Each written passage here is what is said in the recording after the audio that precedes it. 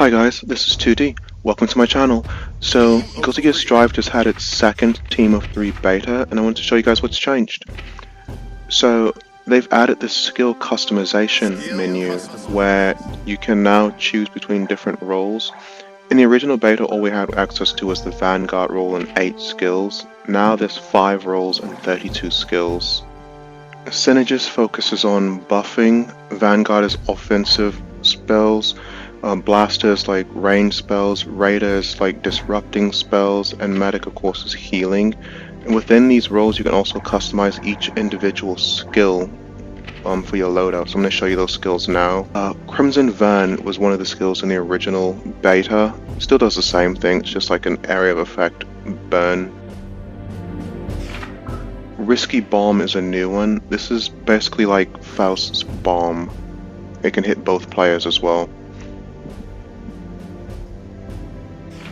Hell Prominence is also a new one, so this little orb actually tracks your opponent before it explodes, so it's pretty decent. Spark Shot is just like a lightning bolt across the screen. And Thunderbolt is basically Spark Shot, but it's vertical, and it tracks your opponents as well. Dangerous Bubble is a jump denial, so if you jump and hit it, then your opponent gets like a counter hit combo off of you. Liquid Jail is evil, it just locks your opponent in place and you get a full combo off of them. Scratch Storm is just projectile spam all over the screen. Rotten Apple is an item that goes on a stage and whoever touches it gets their attack and defense lowered.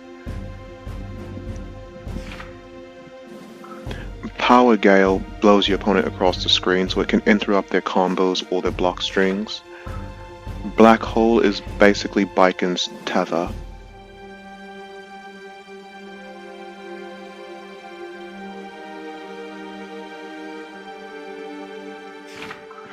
Oil is like a miniature version of Dizzy's Ice Field.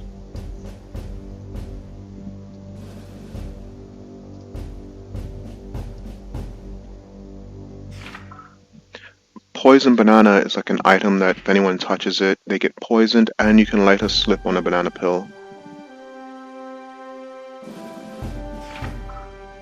Chimaki was in the original beta and I had no idea what it did, but it actually absorbs attacks for you.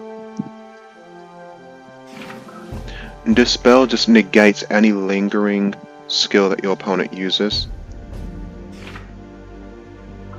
The Afro is just Faust's Afro.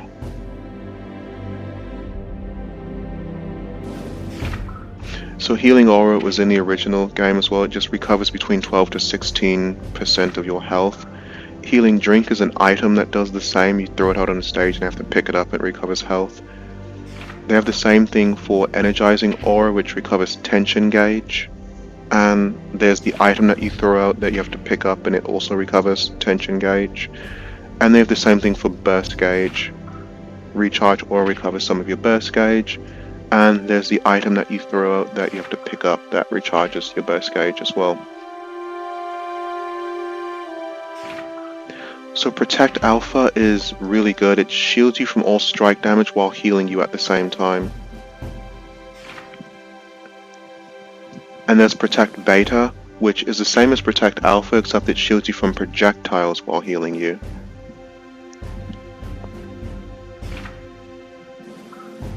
Gigant Power increases your damage and defense. Ninja Spirit increases your movement speed, but it doesn't really look significant to me, to be honest. Shark Weapon adds chip damage to all of your attacks. It's actually really good. Divine Blessing gives you more options in the air. Like when someone uses on me as I was playing Milia, I had access to 3 air dashes, not counting Capel, and 3 jumps. Mind's Eye makes your next hit into a counter hit, so you just get a big counter hit combo off of your next hit. Soul Weapon is like a lifesteal effect on your melee attacks.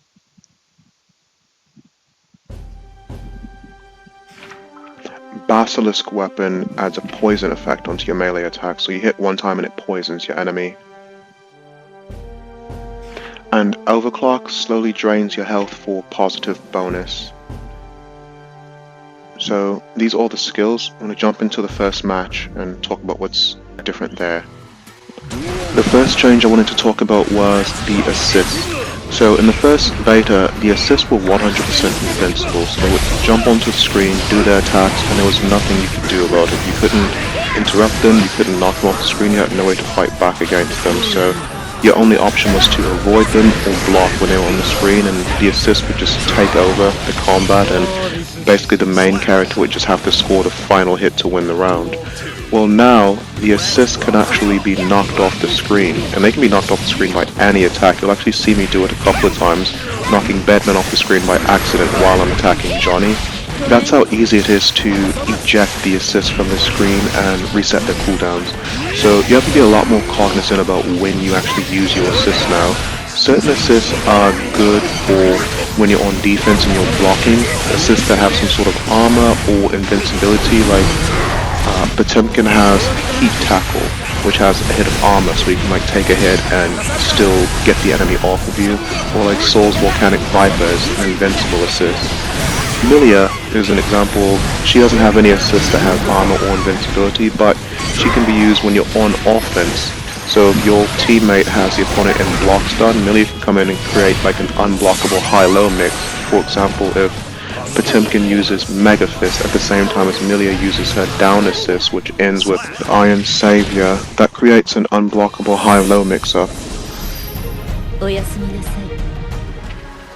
The next change I wanted to talk about were the stats. So if you notice at the top of the screen by the burst gauge of both characters, you'll see these 4 stats there. The sword is your attack power, the shield is your defensive power, the gear icon is your tension gauge refresh rate, and the B is your burst gauge refresh rate.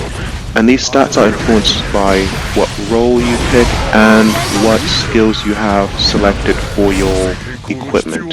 You get to choose 4 different skills for your equipment as well that boost your stats in different ways. And your skills and your equipment slots can all be leveled up as well. I'm not sure if the actual role can be leveled up or not yet, but I know the skills and the equipment slots can be. And these stats make a huge difference too. I didn't record it, but there was one instance where there was a Potemkin that had like +4 in his attack rating, and I only had +1 in my defense rating, and he Potemkin busted me for literally 75% of my health in one attack. So these stats make a huge difference.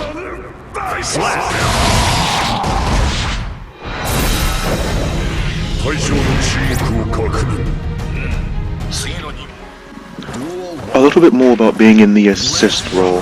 When you first start the match, there's an initial about 5-second cooldown on your assist, and for using skills, the initial cooldown is anywhere between 15 to 20 seconds depending on the skills that you want it to try and use. So that initial 5 to 15 seconds is the most calm part of the match, where you can get off decent mix-ups and things like that relatively uninterrupted before all hell breaks loose. Guilty Gear Strive 1v1 is an extremely unbalanced game, and I say this as a Milia player. I've mained Milia in Strive since like the beta 5 years ago. It's really poorly balanced, but the addition of 2v2 or 3v3 modes kind of alleviates that to an extent, because if you're faced with an opponent who's a bad matchup against you, you can always just tag out to one of your teammates. Or if you're in a situation where your teammate is struggling in a bad matchup and it might be a good matchup for you, like I'm playing Milia and there's a Happy Chaos on the screen, I feel like Happy Chaos is one of probably 2 matchups in the game where Milia has a good advantage. The reason I'm not tagging in here and I'm letting Soul tag in instead is because I'm our team's medic, so I'm more focused on spamming heals, shielding and buffing our main player. So you'll see Soul tag in, and once he's in control, I'm going to back off and buff him with a lifesteal on his attacks. Which in this case is not really needed because Soul ends this round so quickly. In the next round though, you'll see a lot more shielding with Protect Alpha and Protect Beta. So Protect Alpha is meant to block against all strike attacks while healing. Protect Beta is meant to block against all projectile attacks while also healing. So one thing that I think might be a bit of a bug or just unintended is that Happy Chaos's shots, they don't seem to count as a strike or a projectile because they go right through Protect Alpha and they go through Protect Beta, which one of those should be able to block his shots. I would think Protect Beta, which is supposed to block projectile damage, should block his shots, but they don't, and I'm thinking that's an unintended thing. But I haven't really found very many other bugs like that with the actual skills themselves, so overall I think that's pretty good. I only found one like bugged move with the skills, and that's Happy Chaos's gunshots. The last thing I wanted to talk a bit about was the tagging itself. So tagging in and out hasn't changed since the first beta. You still get one tag per character in each round, and tagging is not the same as in other tag games like Marvel vs. Capcom or Street Fighter Cross Tekken or Dragon Ball FighterZ. Like in this game, you don't come in with an attack when you tag, your character just runs into the screen. And you can hold back to block, but if you're not really cognizant of that, you run into the screen and both you and the person who tagged you in can end up getting attacked and taking massive damage at the same time. My friend and I have been calling that the scumbag tag ever since like Street Fighter Cross Tekken, where if you tag your teammate into a bad situation where you both end up taking damage, that's the scumbag tag. You don't want a scumbag tag. You want to tag in to relative safety, so two of the safest situations that I found the tag in are doing a Roman cancel slowdown, or if you back up to full screen when you have relative safety. And that's about all I wanted to cover. Overall, this 3v3 beta was a lot of fun, and it feels like Strive was meant for the chaos of a cooperative tag fighter, much more so than the 1v1. But if you've made it this far in the video, hopefully you like and subscribe, and I'll see you in future videos. Thanks for watching.